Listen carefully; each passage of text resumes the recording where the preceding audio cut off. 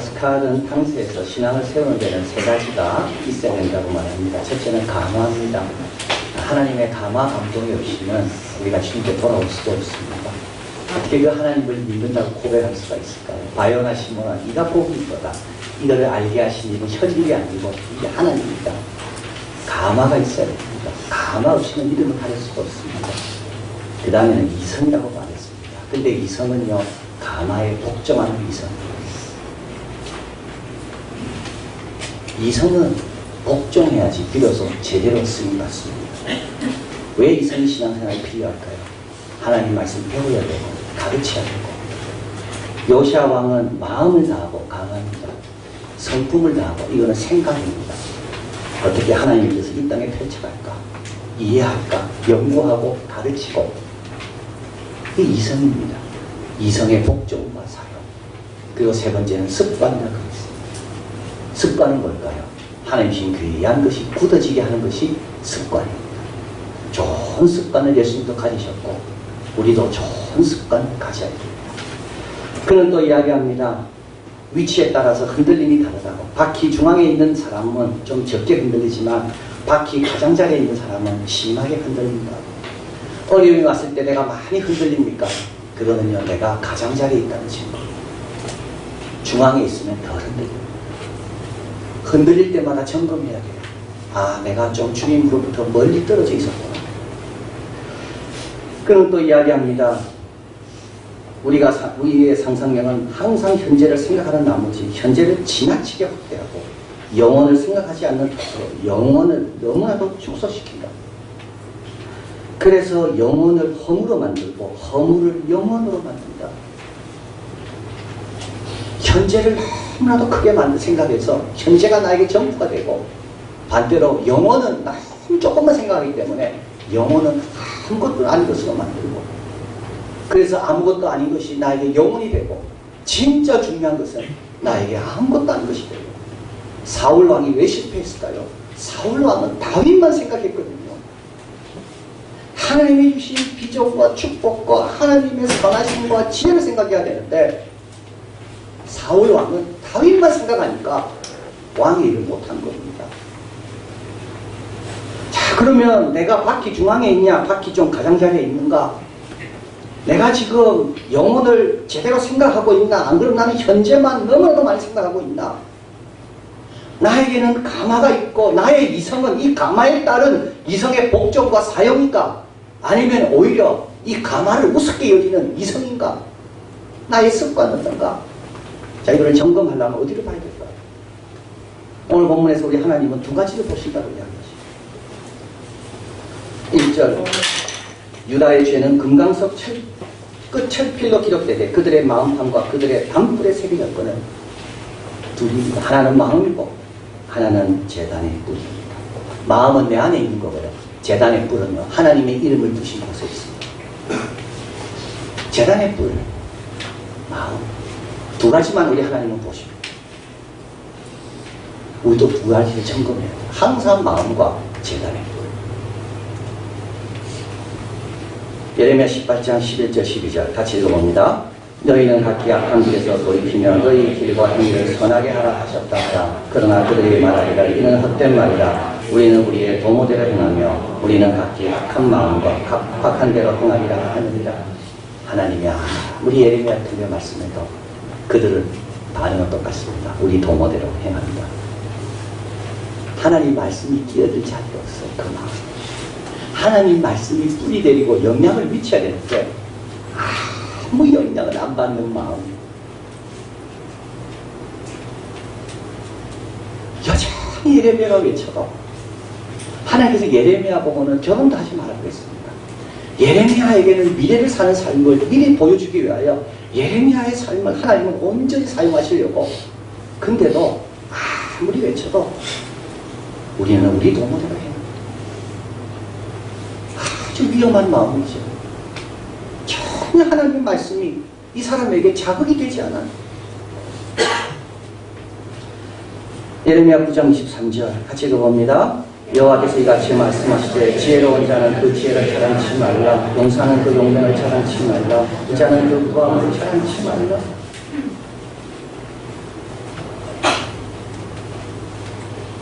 우리의 마음은 뭘까요? 우리 대한민국 사람들은요, 특징이 하나 있습니다. 우리는 행복감을 우월감에서 발견합니다.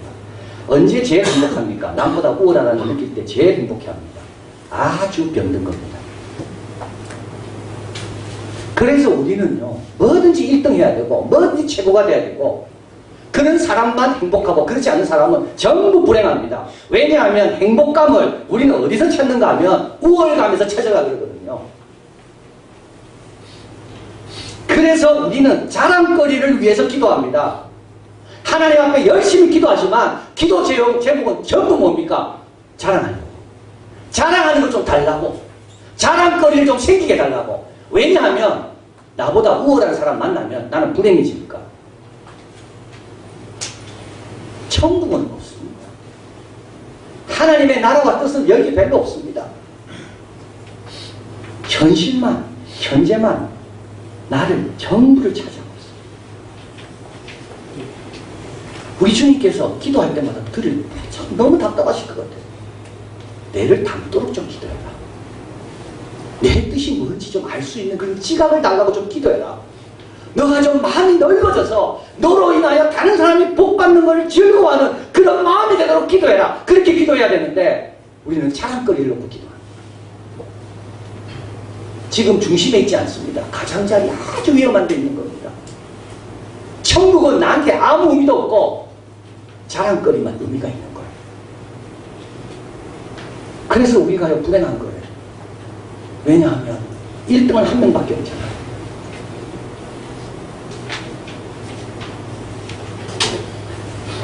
주님께서 우리 마음을 보시면 우리가 마음을 점검해야 됩니다. 내 마음은 지금 어떤 마음입니까? 내 도모대로 하려는 그런 마음, 전혀 영향받지 않는 교만한 마음.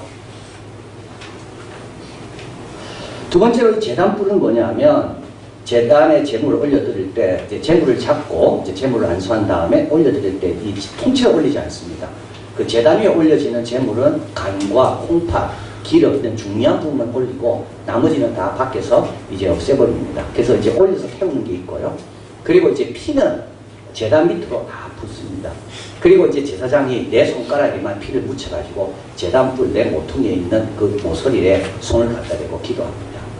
그게 이제 제단불이거든요. 그래서 제단불을 피를 묻혔다는 말은 회복을 원한다는 말입니다. 하나님 용서해 주셨어요. 내가 이런 죄 때문에 하나님과 멀어졌는데 하나님 회복해 주셨어요. 그래서 아도니아가 솔로몬을 반역했다가 도망치면서 어디로 들어가냐면 성막 안에 들어가서 성전 안에서 제단불을 잡습니다. 왜냐하면 용서를 받는다는 거예요. 요압도 마찬가지입니다. 아도니아와 함께 솔로몬의 왕이보다도 아도니아를 세우려고 같이 음모를 꾸몄거든요. 그래서 요압도 나중에 잡으러 올 때 어디로 도망치는가 하면 제단에 가서 제단불을 잡습니다. 왜냐하면 그 뿔을 잡는다는 말은 용서와 긍휼을 구한다는 것입니다. 근데 제단불에 보니까 너무 깨끗해요. 아무것도 묻어있지 않아요. 이 말은 용서 자체에 관심이 없다. 아무 관심이 없다. 하나님과의 관계 회복에 대해서 문제의식과 심각성은 아무도 안 느낍니다. 제단불을 하나님 볼 때마다 오늘도 와야 되는데 저 사람은 왜 안 오고 저 제단불은 저렇게 깨끗한가? 여러분 회개한 적이 언제 있나요? 우리 예수님 말씀 읽거든요. 날마다 발을 씻어야 된다. 똑같이 우리는 죄를 지으면서도 회개를 잃어버리고 살고 있습니다. 가장자리 다윗이 훌륭한 점은 다윗은 늘 회개했습니다. 자, 그래서 두 가지 증거가 있습니다. 제단불을 보면 내가 지금 너무 내가 하나님과의 관계에 관심이 전혀 없었구나. 또 한 가지 내 마음을 볼 때 내 마음에는 왜 이렇게 하나님 말씀이 역사가 안 일어날까? 오늘 본문에서 이런 사람에게는 세 가지 결과가 있다고 말합니다. 자녀들이 영향받습니다. 2절 그들의 자녀가 높은 배 위에 푸른 나무 곁에 있는 그 단들과 새가들을 생각하는 거다. 부모가 이러면요 자녀는요 더합니다. 부모가 한마디 하면 자녀들은요 두세 가지가 알아듣습니다. 좋은 거 말고요 나쁜 거예요. 부모는 돌아오지만 자녀는 돌아오고 있습니다. 물론 부모가 잘한다고 자녀가 잘한다는 보장은 없습니다. 성경에 그런 말씀 많습니다. 다윗이 그렇게 훈련했지만 솔로몬은 나중에 그러나 중요한 것은 부모의 사명은 감당해야 되는 거예요. 열매는요 하나님이 주시는 거예요.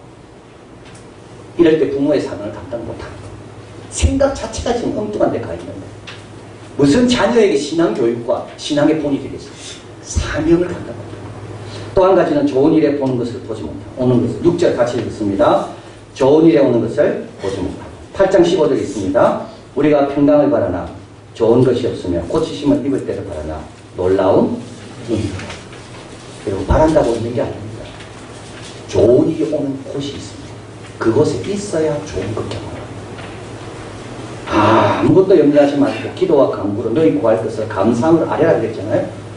그 응답은요 모든 지각에 뛰어난 하나님의 평강이 너희 마음과 생각을 지키시라 아닙니다. 그리스도 예수 안에서.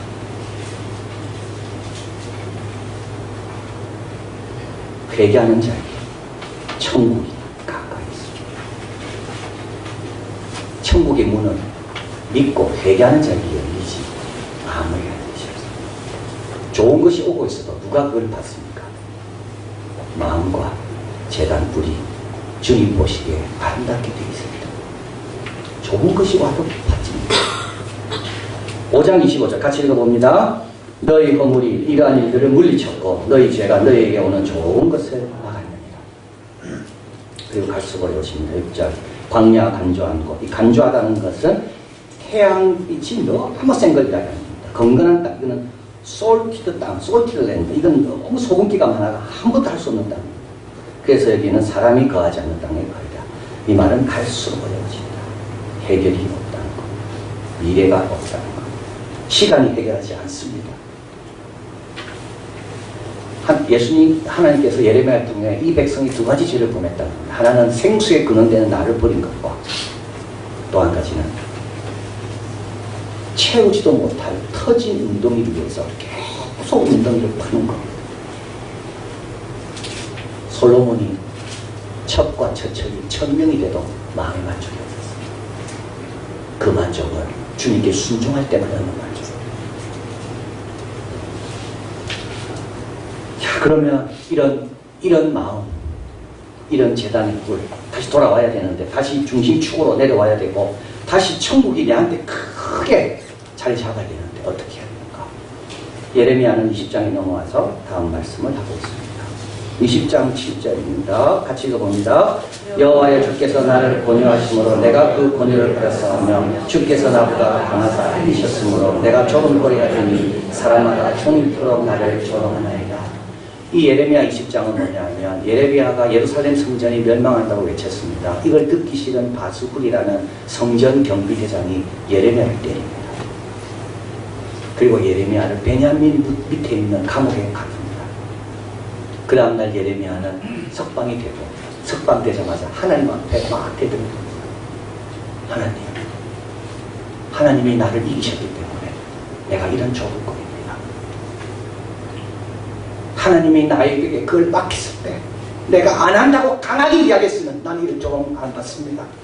근데 나는 마음이 약해서 하나님 부탁할 때 거절할 수 없어서 내가 순종했는데 이토록 나는 조롱만 당하고 있습니다. 어찌 된 겁니까?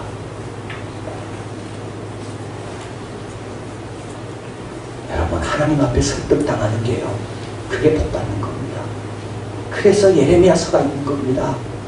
예레미야가 강했다면, 그래서 예레미야가 하나님 설득할 때 완전히 저항하며 고집부리며 안 했더라면 예레미야서도 없는 거예요. 예수님께서 제 아들에게 묻습니다. 사람들이 나를 누구라 하느냐? 제 아들이 이야기합니다. 예수님, 당신을 가리켜서 엘리야요, 예레미야 선지자 중에 한 명이라. 엘리야와 예레미야 이름이 거기 나와요.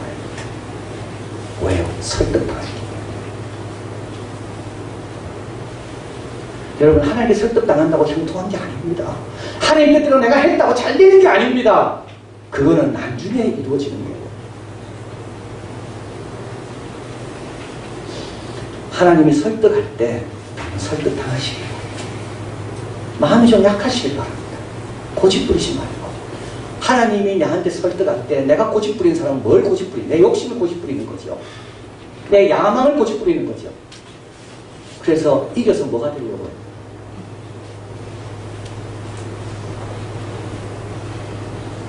여러분 배울 때 세 가지로 배운다고 그럽니다. 하나는 머리로 배웁니다. 선생님들이 뭘 가르쳐야 될지를 선생님들이 선별해서 많은 정보가 있지만 그 중에 이 나이 때, 요 때를 꼭 필요한 걸 선별해서 가르쳐 줍니다.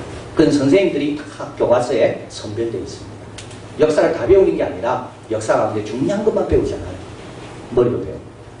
그러나 머리만 갖고 배우는 건 안 됩니다. 가슴으로 배워. 이해합니다. 공감합니다. 그때 얼마나 힘들었을까? 그때 얼마나 기뻤을까? 배운 거죠. 또 한 가지 배울 게 있습니다. 몸으로 배웁니다. 근데 몸으로 배울 때는요, 욕하면서 배웁니다. 머리까지는 쉽습니다. 가슴은 더 쉽습니다. 근데 몸은요, 몸이 말을 안 들어요. 욕이 나옵니다. 근데 중요한 건 내 몸이 달라지려면 욕하면서도 배워야 내 몸은 새 몸이 됩니다. 오늘 우리 군대 가는 청년들 사진을 볼 겁니다. 얘들 군대 훈련 받으면서 욕 얼마나 했겠어요? 다 이해하는데, 다 하는데 왜 나를 자꾸 이리 가르쳐주냐? 그러나 걔들이 욕하면서 배우기 때문에 군인의 몸이 된 겁니다. 주님께 설득당하는 길이고, 나는 하기 싫고, 나는 어색하고, 나는 힘들지만 마음이 약해서 따르다 보니까 어제와 다른 내 몸이 됩니다. 1950년, 60년대 폴란드 젊은이들의 우상이었던 마렉 흐와스코가 적은 노동자들이라는 소설이 있습니다. 이 마렉 흐와스코는 1950년대 때 냉전시대였기 때문에 이 사람이 적은 글은 폴란드에서 출판이 금지가 됩니다. 그래서 이 사람은 결국 망명으로 돌아다니다가 불의의 사고로 죽게 되는데요. 이 사람이 적은 노동자들의 이런 내용이 나옵니다. 다리공사에 젊은 당원들이 다 동원됩니다. 다리를 만들면서 억지로 동원됐기 때문에 모두가 싫어합니다. 시간이 지나면 지날수록 그 욕은 공사하면서의 이들의 불평은 더 심해집니다. 한 사람은 어느 정도 욕을 하는가 하면 1시간 반 동안 욕을 하겠는데 같은 단어는 한 번도 쓰지 않고 욕을 했다고 쓰고 있습니다. 끝날 때쯤 되니까 모두가 이야기합니다. 우리는 다시는 쳐다보지도 않을 거고 다시는 이야기도 하지 않을 거고 여기에 우리 아이를 다시는 데려오는 거 봐라. 그리고 공사가 끝납니다. 공사가 끝나고 이제 완공하는 날 이제 방송에서 대대적으로 보도가 됩니다. 이 다리를 위해 우리 젊은이들이 기쁨으로 희생했다. 이들은 속으로 더 비웃습니다. 그리고 그 다음날 철수하는 날 트럭을 움직이고 이들은 트럭 안에 다 올라갑니다. 전부 기뻐할 줄 알았고 전부 좋아할 줄 알았고 그런데 다리가 점점 작아지고 다리가 안 보이게 되니까 이들은 울기 시작했다는 겁니다. 저자는 말합니다. 이때 이 울음이 어떤 뜻인지 자기들 너무 젊었고 경험이 없어서 이해하지 못했지만 지금은 이해할 수 있다. 그 울음은 우리의 수고와 노력이 추억으로 보일 때 그때 갖는 특별한 감정으로 나타나는 겁니다.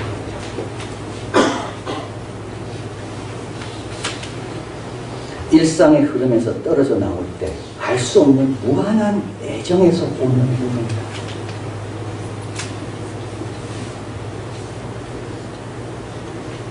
예레미야는 요구했지만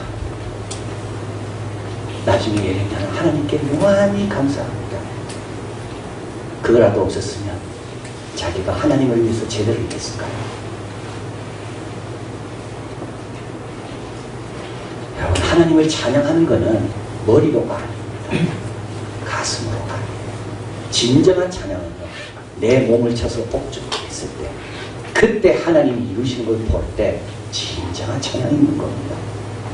그때까지는요, 참아야 되고 견뎌야 되고. 중심으로 돌아오려면 우리 하나님께서 나를 이기셔야 됩니다.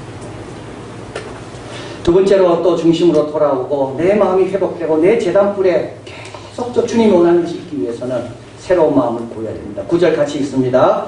내가 다시는 여호와를 선포하지 아니하며 그 이름을 말하지 아니하리라 하면 나의 중심이 붉은 것 같아서 골수의 사무심이 답답하여 견딜 수가 없나이다. 자, 예레미야는 다시는 나는 못하겠습니다. 근데요, 자기 마음이 바뀌어 있습니다. 말씀대로 순종하지 않고는 견딜 수 없는 마음이 되어 있습니다.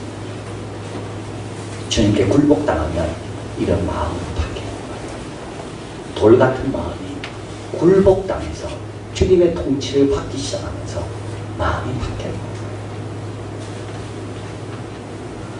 에스겔서 우리 같이 한번 읽어봅니다. 36장 26절 같이 읽습니다.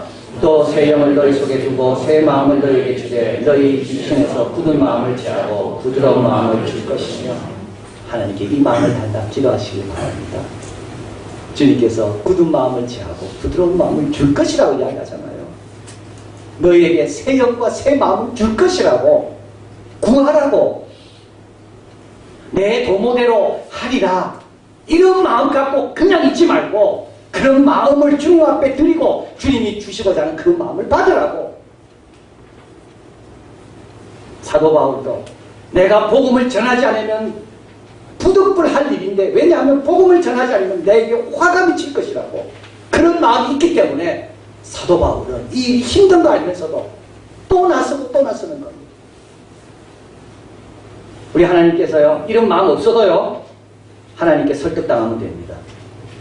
그리고 설득당하다 보면 이런 마음이 생깁니다. 하나님은 항상 좋은 뜻으로 우리를 설득하십니다. 그리고 마지막으로 또 한 가지 해야 될 게 있습니다.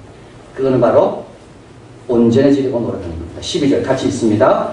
의인을 시험하사 그 패고와 심장을 보시는 만군의 여호와여. 자, 굳은 마음이 주님께 설득당해서 그냥 한번 순종해 봅니다. 따라가 봅니다. 거기서 주님을 발견하게 되고 내 마음이 높게 됩니다. 그리고 나서 차원하는 심령이 됩니다. 근데 이 마음이 계속 유지되려면 어떻게 될까요? 주님 앞에 시험을 계속 받아야 됩니다. 시험이라는 게 뭡니까? 시험은 시험 자체가 목적이 아닙니다. 시험은 시험을 통해서 나의 부족을 알게 되고 만일 수정해서 온전해지기 위해서 보는 것이 시험입니다.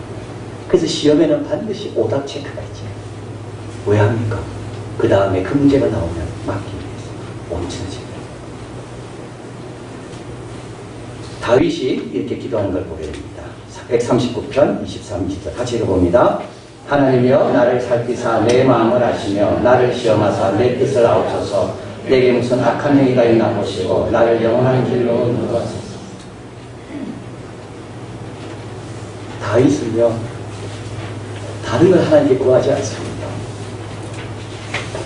솔로몬은 지혜를 구했습니다.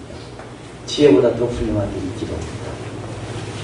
하나님, 나의 마음 지금 좋은데 나도 모르는 게 숨어 있습니까? 하나님 시험해 주십시오. 나는 잘 믿는다고 생각하는데 실제 내 믿음은 거짓입니까? 시험해 주십시오. 나는 사랑이 많다고 생각했는데 내 사랑이 실제로 얼마 안 되는 겁니까? 나를 시험해 주십시오. 이 말입니다. 왜냐하면 그래야 내가 더 사랑을 받고 기도하니까, 그래야지 내가 더 믿음을 강구하니까. 다윗이요, 특별한 게 바로 이겁니다. 다윗은 힘달라고 기도한 적이 한 번도 없어요. 다윗은 불을 많이 주셔서 찬거리를 달라고 기도한 적이 한 번도 없어요. 다윗의 기도는 하나님, 내 마음을 주님 아십니까? 혹시라도 내 마음에 나도 모르는 죄가 있습니까? 주님 나를 시험하사 나를 아시고 나를 영원한 길로 인도해달라고. 그러니까 다윗의 제단불은요, 너무 필요적 써 있습니다. 조금만 느끼면 재단으로 나오고, 다윗의 마음은요, 늘 옥토가 되어 있습니다. 악한 것이 뿌리 내릴 시간을 안 주니까요.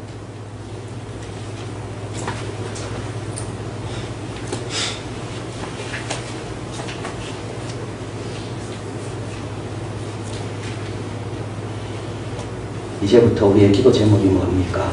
자랑거리를 달라는 기도는 이제 그만하시면 됩니다. 충분합니다. 내 은혜가 내게 족하도다. 이제 됐습니다. 그리고 자랑거리 갖고 여러분 살려가지 마세요. 주님을 아는 것으로, 주님의 진실과 의를 내가 경험하는 것으로, 내가 주님 앞에 온전히 드려진 것으로 살려야지. 자랑거리로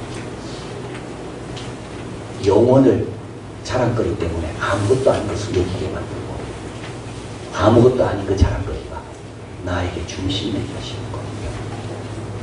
설득당하도록 내 마음이 새 마음이 내일 월요일날 출근하시잖아요. 새 마음을 주십시오. 주님 주신 새 마음으로 출근하기 원합니다. 주님 주신 새 마음으로 내가 아이를 만나기 원합니다. 그리고 이 마음에 혹시라도 누를 끼었다면 주님 알려주시고 그때마다 나는 제단불에 나아가서 주님의 용서를 구하고 다시 회복돼서 말씀도 듣고 살겠습니다. 여러분 이런 기도 제목을 드린 사람은 좋은 일에 온 것을 만날 것이고 사명을 감당할 수 있습니다. 그리고 주님 만나러 갔을 때 눈물을 흘리며 주님 감사합니다. 주님이 나를 이기셨기 때문에 내가 이런 삶을 살 수 있었습니다. 그런 복을 누리는 우리가 되길 바랍니다.